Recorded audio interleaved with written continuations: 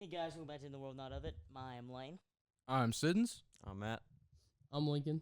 and this week we're talking about the Tower of Babel.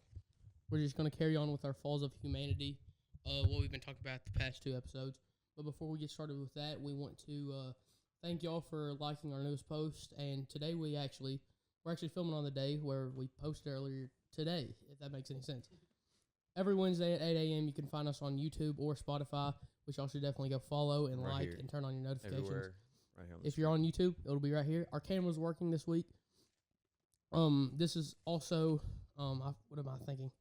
Oh, go follow us on TikTok and Instagram as well. Forgot to bring that up. All right, let's start with Matthew. Will you say Yep. the Okay. verses? So it starts in Genesis 11. I think it's basically the whole. No, it's like half of it. So basically, if you're unfamiliar, this story of Tower of Babel happens right after the flood, and I thought that was interesting because it shows that even if like the whole world just got wiped out because of sin, and they go immediately back to doing something wrong, and so I'll just read. So 11, Genesis chapter 11, verse 1. Now the whole earth had one language and the same words. And as people migrated from the east, they found a plain in the land of Shinar and settled there. And they said to one another, "Come, let us make bricks and burn them thoroughly." And they had brick for stone and bitumen for mortar. Then they said, "Come, let us build ourselves a city and a tower with its tops in the heavens, and let us make a name for ourselves, lest we be dispersed over the face of the whole earth." And the Lord came down to see the city and the tower which the children of man had built. And the Lord said, "Behold, they are one people, and they have all one language, and this is only the beginning of what they will do. And nothing that they propose to do will now be impossible for them. Come, let us go down and there confuse their language, so that they may not understand one another's speech." So the Lord dispersed them from there over the face of all the earth, and they left off building the city. Therefore its name was called Babel, because there the Lord confused the language of all the earth, and from there the Lord dispersed them over the face of all the earth. That also, did we say where that comes from? Genesis 11. Yeah. Also, the story of Noah that leads up to that. That's from. Hold on, I need to actually look at something. It's like a big chunk of a few chapters. So Genesis 5 through 9, that is like the whole story. It sets up Noah, and it's the story of Noah. I had to research that. And then Genesis 10, I didn't realize when I was making these notes. I'm on paper today. I'm not just on my phone. It skips chapter 10. Hold on. It's a genealogy. Oh, it is. Mm-hmm. How do you say that? Genealogy. That's Which Genesis 10. oftentimes I just kind of skim over that. I don't really get too deep into that because it's a lot of information. I don't. There's so many relatives and brothers and cousins and mothers and sons in the Bible. My notes. Hold on. Let me look. So obviously, these people were obviously who was it? Babylonians, right? I don't know if they're I don't think it's Babylonian, but it's people of Babel. Moved eastward. They found it. Okay, so yeah, these people settled in Shinar. I'm just gonna, I guess, what's it called? Simplify it. They settled in this place called Shinar, which will become Babylonia, right? I think it's just Babel. Yeah, Babel.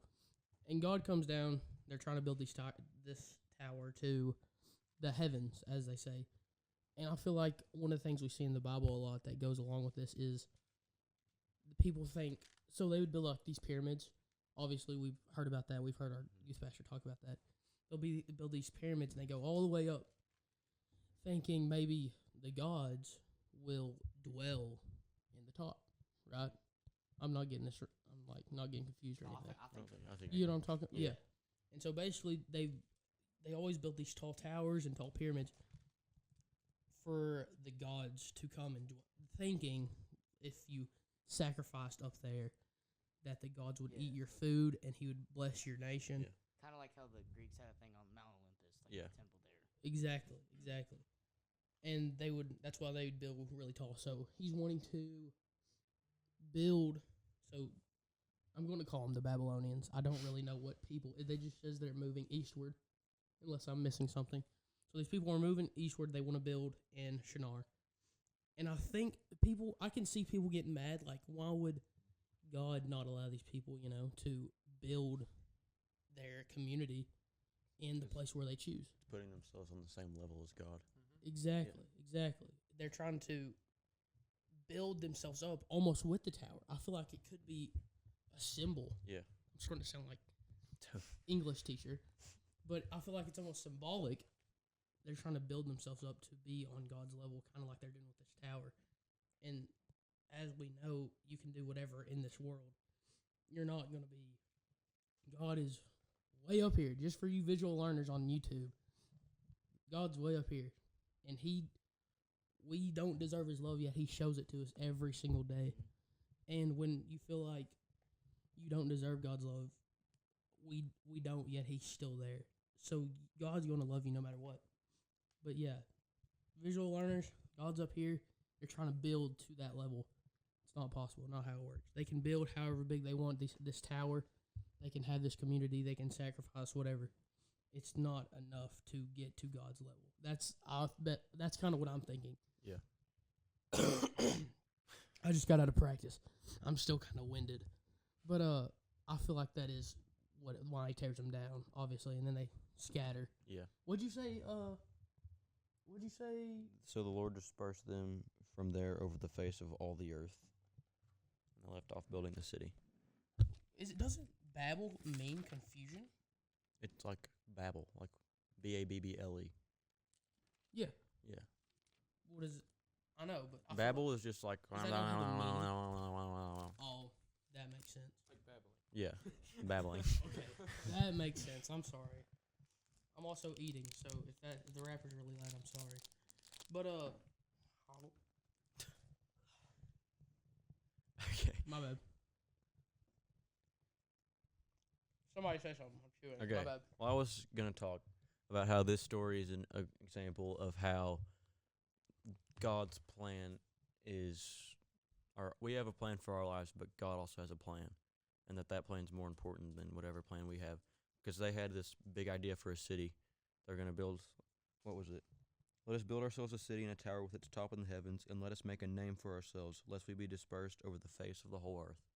So they were building it just so that they could have a name for themselves and be famous. And that's obviously just rooted not in anything good. But yeah, God has a plan for me, for Lincoln, for Siddons, for Lane, for you watching at home. And yeah, sound guy.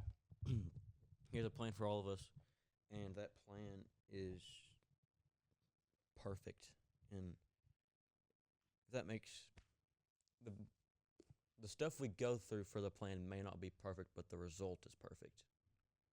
Because there's a lot of stuff that can happen in our lives that'll affect what we do and the decisions we make, but it'll eventually lead us to a greater purpose. And to know your plan is to have a strong relationship with God and have Him speak to you so you can know it. And it's not like a big old, you see the face of God in the clouds and He says, oh, I'm going to do this for you. It's like once you know God, it sort of becomes your natural instinct, His plan. And it's like, I kind of don't like this. I guess it's a decent visual. Like in the cartoons when they had the angel on the shoulder and the devil on the shoulder. It's not a devil and an angel. It's Jesus and Satan. It's those two going back and forth. And you obviously need to listen to Jesus Himself in order to have a good plan. And yeah, so if you just have a strong relationship with God, that stuff will come natural to you, and you'll be able to follow that plan that He has. I'm still chewing. My bad. I need to stop talking with my mouth full. As Unc would say, I need manners. Hold on. I talked about this last night. We were here, and it's I don't know. What is y'all's opinion, or almost like y'all's thoughts, when it comes to having like genuine faith? So like, I mean, for instance, I talked about this last night with Matthew and Lane after you left.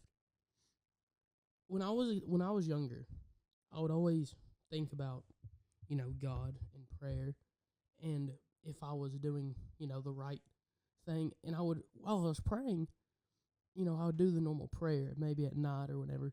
But I always knew in the back of my mind, like, I'm doing this just so God, sees me. Because I feel like if I did that, that's like I thought of it like a tally mark on my good list almost. Like a naughty or nice list. It's kind of like And then saying you pray for somebody and you don't actually pray for them. Yeah, it's like- more of like a check mark. For Yeah, your good like- box. I say I'd like, but then I'm also like this, like, God knows I'm just doing this so he sees me. Yeah. But now, ever since we started this podcast, I can truly say I feel like it's been more genuine the way I've, talked or encouraged people, the way I've, tried to spread the word, whether it's in small ways or big ways, even through this. For the past week, I can genuinely say that the faith felt, the prayer, everything, it felt genuine. Not Like, only it's do you there. feel it, you see it. You see it, You exactly. absolutely see it. Me and Lincoln had a moment yesterday where we saw it. We saw what God is doing. We saw how He's working through me and His lives, through our podcast. We saw it. Through y'all's lives too.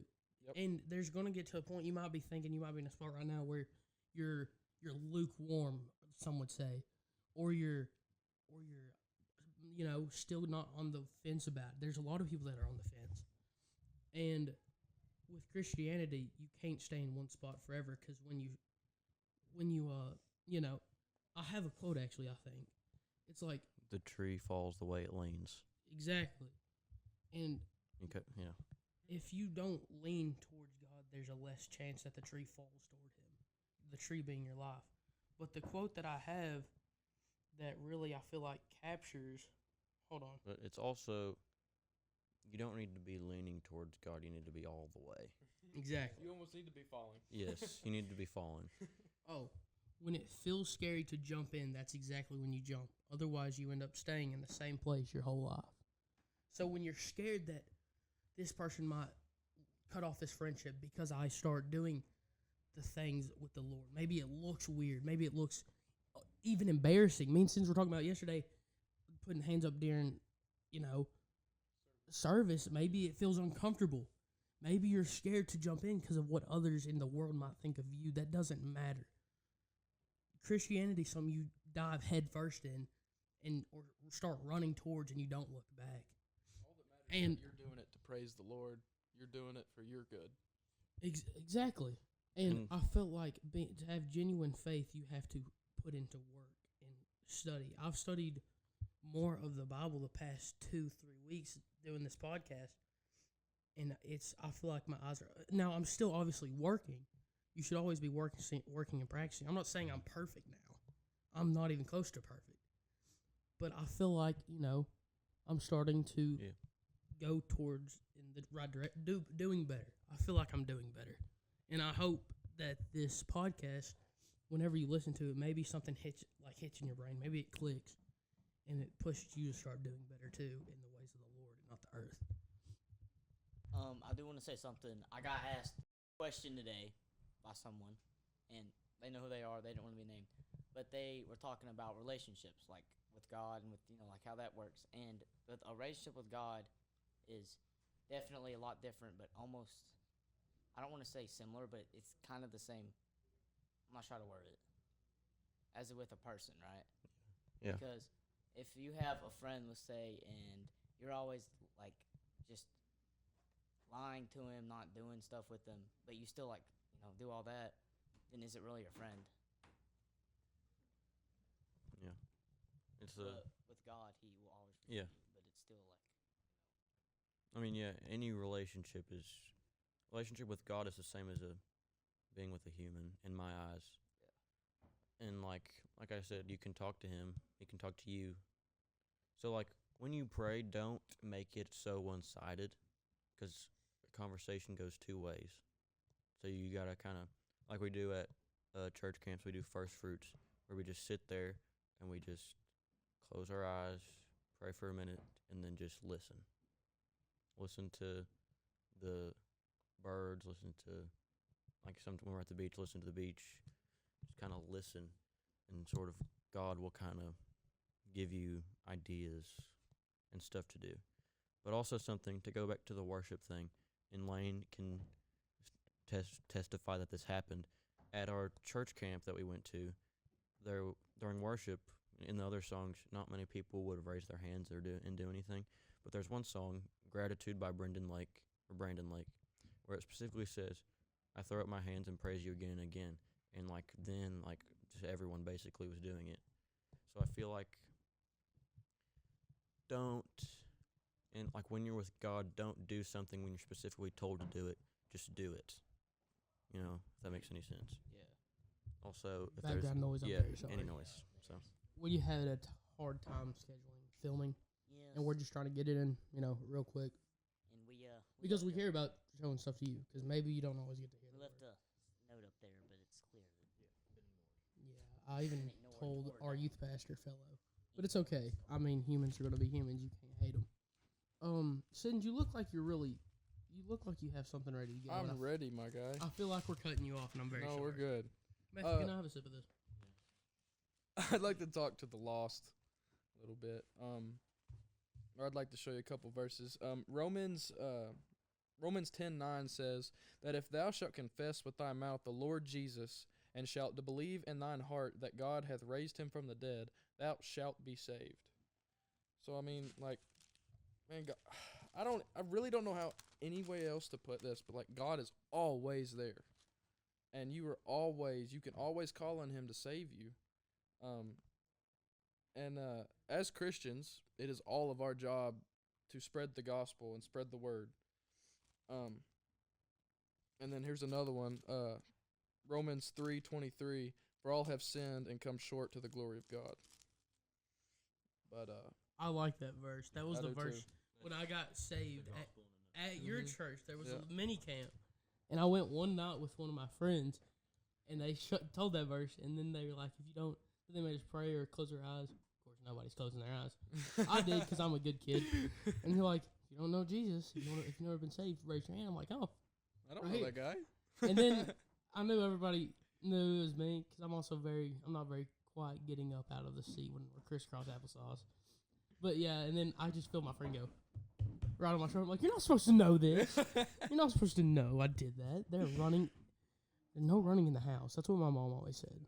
And they're doing it right above us. I hope y'all can't hear that. But yeah, that verse has a very special place because they used that verse whenever I got saved to kind of push it into my mind. That was such a great feeling too because I told my dad. He came and picked me up. Yep. I thought I was so cool. I thought I was awesome. It's So- cool to be a Christian. Know that. Cool kids get saved. So there's so much talk about doing wrong, but then in the Bible it talks about all these great people like Noah, Jonah, and Moses, and Abraham, and all them people. But I saw this thing actually on Instagram, and it says Noah got drunk, Jonah ran away, Moses stuttered, Abraham was old, Lazarus was dead, Peter had a temper, David had an affair, Zacchaeus was short, Martha was nervous, Paul was a murderer, Jacob was a cheater, Gideon was insecure, Sarah was impatient, Elijah was depressed, Miriam was gossiper, and Thomas was a doubter. Yeah. And it says God doesn't call the qualified; He qualifies the called. That's insanely And good saying. I said that to them yesterday. I really, really liked that. That's What's wrong with being short? you're not short. You're not short. But yeah, It's a sin. No, I'm joking. Short I am joking. Lane I'm just, joking. there's like a gate or something that just disappears. Yeah. Another quote I really, really liked was, "It's okay to not be okay, but it's not okay to stay that way." Yeah.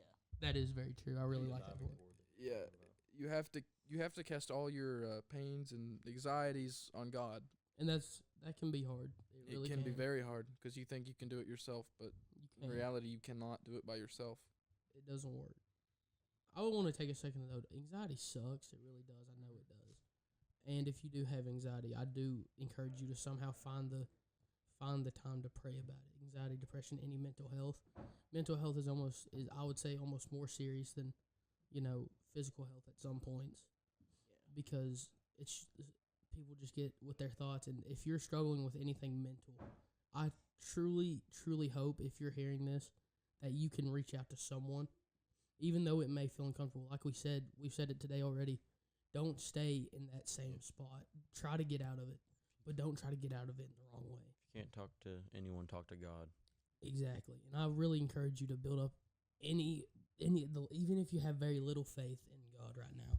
If you're hearing this and you have anything mental, that's depression, anxiety, anything.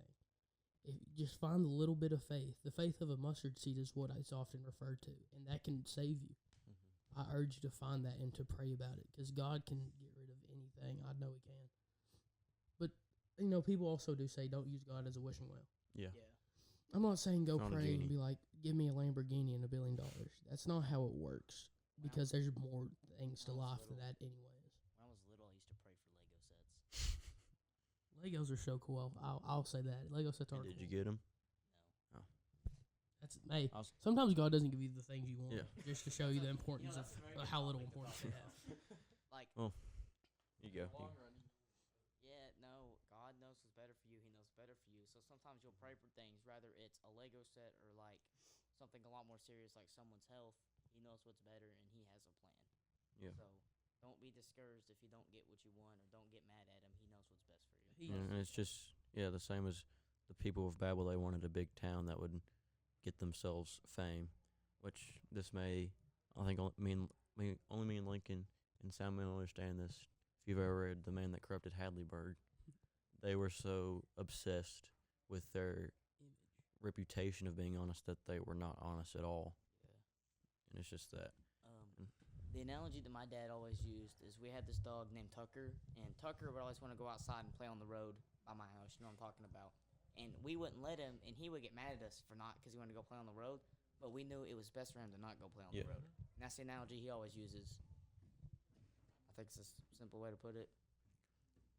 Okay, so this is the last episode of our little Fall of Man series. Yeah. So I'm gonna try and. If you want to Or see, do you want to say something before? I do want to say one thing. I really hope. I feel like we have enough people that see our Instagram right now. I mean, we had 40 likes at one point. 40 people is enough to ask us questions. I really want to see what some of y'all have to ask us, because we're still growing too, and we're still young. And I really want to see if y'all have any questions for us that we can answer, if that's okay with y'all too. But if you do have questions and you don't want it to be an episode, my goodness, I hope y'all cannot hear that. That's loud. But if y'all do have questions and y'all don't want it answered on the podcast, that's fine with us. Mm-hmm. I really want one day to, people start texting us or emailing us I or want to something. have a whole podcast of just Q&As. Yeah. Wait, give that to him. Say him again. I want to have a whole podcast of just Q&As sometime. That would That's be like my dream right now. that would be insane. Oh, Yeah. by the way, my dad found Cliff. He watches Cliff. Oh, great. He goes, Love "Have that. you heard of Cliff?" I go, "Did you watch the introduction?" And he goes, "Yes." Did y'all mention Cliff? I'm like, "Yeah." He's like, "My bad." So dude, I love Cliff. to put a little, I guess, bow on the whole topic of fall of man that we've been going over, it's if you fall from God, it's okay. We've all been there. Anyone that you ever speak to in your life has been there. It's just we got to get back up and keep marching. And God will lift us up and He will forgive you no matter what it is. Unless it's, blasphemy against the Holy Spirit, but that's a whole different topic. Get closer to the mic. I have no clue. Okay. Yeah, So And then we can adjust it later. Yeah. You can. Sorry. yeah, just even if, like I said a few episodes ago, our relationship with God isn't linear. It's not perfect. It'll have some problems. Stuff will happen. But you just got to get back up and keep fighting and keep walking to God. And eventually you'll make it to heaven. Dude, the best thing about being at rock bottom is the only way to go is up. Mm-hmm. And there's only one way up. You got to remember. Jesus. Jesus. Are we ending with the same verse every time? Yeah. Okay, I'll say it today. No, I'm saying it. I already got it. Oh, I'm sorry. Alrighty. Well, before we go, I'd like to apologize for any ambient noises you've heard during this. We just really wanted to get an episode. Like, Yeah. Yeah. And I really wanted to film. And prayers. By the time we're filming this, the hurricane hasn't hit. Yeah. So we don't know how it's going to happen. So prayers has for hit? anyone. No, not yet. It's gonna hit tonight. I'm Yeah, well, tomorrow. yeah. This is So- pre-recorded. I don't know if we Yeah. mentioned that. It's like the 9th, I think. This will be published on the 16th, Yeah. and we don't know the math of So, it, but anybody that's hope. dealing with a hurricane. Right? And our sound guy is getting surgery. I don't know if that gives him away. It does in our hometown. Yeah. But prayers to him too, and all those who are hurt or getting over injuries. But are you saying the verse? Yeah. To follow that up, the grace of our Lord Jesus Christ be with you. My love be with you all in Jesus Christ. Amen. Tomorrow needs you. I love y'all. Hope you enjoyed, and we'll see you next week. Peace.